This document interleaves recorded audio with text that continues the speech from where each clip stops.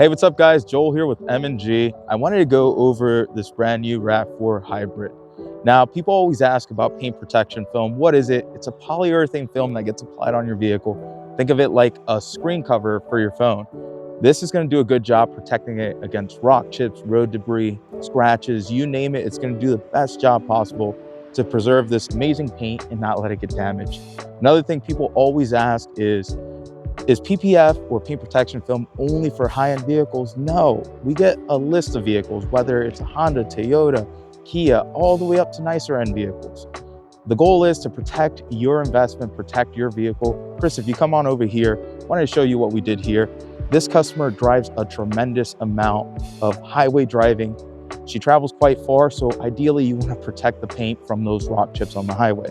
We did the full front end, which is the hood, bumper, fenders, mirror caps, and headlights.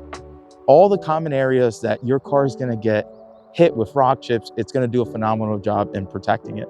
This customer is smart. Due to her travels, this makes the most sense for her to get it preserved, protected, and keeping it looking good. Guys, we are the specialists here. We do paint protection film, ceramic coating, detailing, you name it.